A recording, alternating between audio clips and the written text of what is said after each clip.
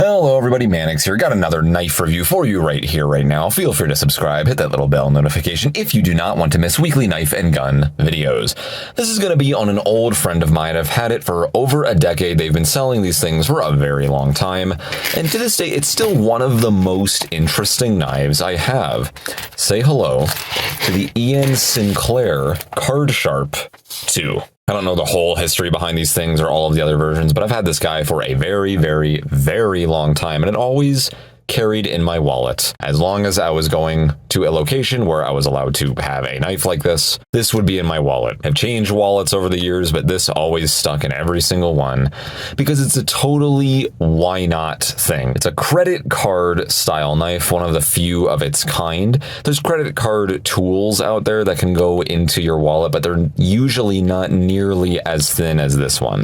This one honestly is just about as thin as an actual credit and or debit card, which is really, really impressive. So go back in the close position, let's just call it. Again, lots of utility cards out there, but they're usually at least twice the thickness of this, and you can't actually fit it in a slot where a credit or debit card would go. You got to slip it into the utility pockets of your wallet. So for example, these things can actually fit in the exact slots where my credit and debit cards can fit. But if I had some other tool, usually you'd have to use like side pockets or something like that if your wallet even had those available to you. Measure this while it's in the open position. Folds just like that. It's polypropylene handle, so it's not even an FRN or Zytel, GFN, GRN, nothing like that. It's literally just plastic, nothing more. Pops in just like that. In fact, this one I've had for so long, it's actually a little loose now, but it still works just good enough. Overall length is 5.625 inches. The blade length is 2.5 inches, which is what some websites call stainless steel. Others call it surgical steel. We're going to talk about that. Spear point style blade, flat grind, black oxide finish. Handle length 3.125 inches. Weighs 0.6 ounces. Well, let's just see about that.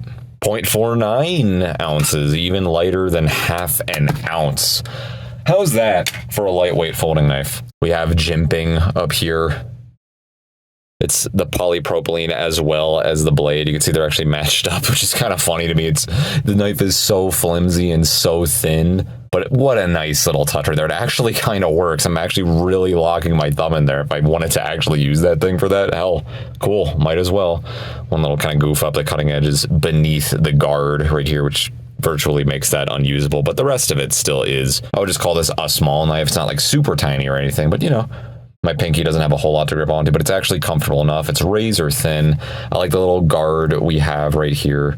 The jimping is good. It's comfortable enough. Again, very slim, but it's going to be okay for piercing. Basically, just very minute, dinky little tasks. It's an excellent backup blade because you'll literally forget you have it on you. Not only is it something that's super lightweight, flimsy, and small that can fit in your pocket comfortably, it fits in your wallet. You're not going to notice this thing on you whatsoever, I promise you. It's barely even half an ounce, according to my scale. These retail at $24.99, but across the board, you can get these for just a little under $13. For that price, you know, just above $10. I mean, yeah, there's better knives you can get that are just more solid, that are just going to be made of at least FRN, not just polypropylene, and you're at least going to know what the blade still is rather than just being some mystery stainless and or surgical steel. It could be a 420, it could be a 440, who the hell knows? The heat treatment's probably not fantastic.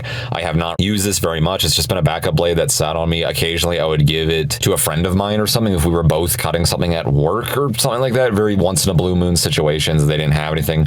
I'd pull this out. Here you go. They'll be, oh, cool. It's like a little knife they can use for now.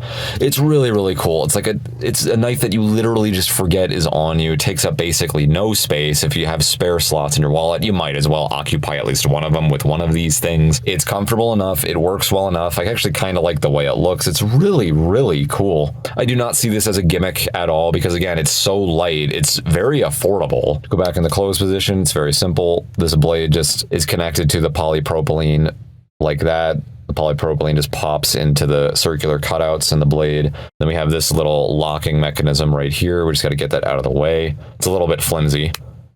Pops in nice and flush underneath everything. Now we can lock the blade into place just like so.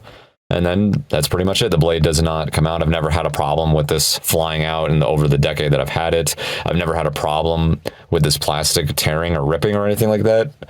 It's really, really, really, really, really thin. It doesn't get much thinner than that. You can see how thin that is. That may be an issue over time, but these things are very affordable. If you heavily use this knife, you probably should have at least an actual dedicated folding knife that's not a credit card style folder. So that's the first problem. So although it is very flimsy, it is made of very cheap materials. The knife is not that expensive to begin with. B, if you were using this knife so much to the point that you actually damaged it and or ripped it up, like the plastic ripped in half, maybe the mechanics of it just loosened up so much that it all just kind of fell apart over time or something, or it wouldn't lock into place at all anymore. If that happened to you, you probably shouldn't be using this as your dedicated knife in the first place, and you should just get a folding knife. Hell, Walmart sells those Ozark Trails for about $6 as of late 2023 still. You're better off getting something like that. So my whole point is that for what this is, it's actually perfectly adequate. It's a backup folding knife that you'll literally forget is on you. Now, there's all kinds of copies of these guys, but the latest one I got, which you may or may not have seen earlier,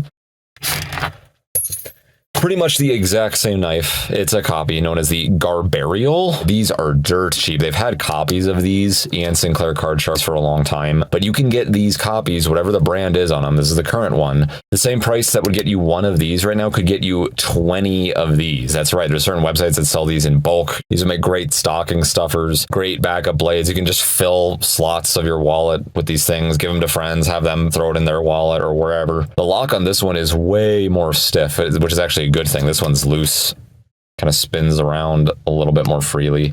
I like the little green on there, just indicates a little bit more easily whether it's locked or not, but same exact mechanism. Pops out, fold one here, fold this one into that one. This one snaps up a lot nicer.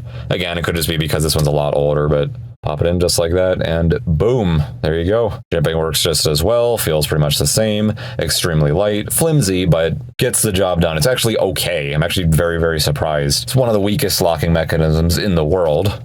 This will fall apart on you very easily if you try to use it hard or gouge it into something, but it actually feels secure enough for most tasks. I'm actually pretty surprised. So there you have it, the Iain Sinclair CardSharp knife, and then one of the copies of it right here. Dirt cheap, extremely lightweight. I've never had a knife so light. This is literally the lightest folding knife I've ever seen, ever owned, at this length and at this width. The ergos are actually okay. The edge will probably not hold very well at all, but again, backup blade, I can't really ask for too much more. Really, really cool knife. It's actually one of my favorite knives ever. Yet another great excuse to have a knife on you. Isn't that awesome? What do you think about this knife? Do you think this is actually useful? Did I miss any other advantages to this thing? Please let me know in the comments down below. Thank you so much for watching. Mannix out.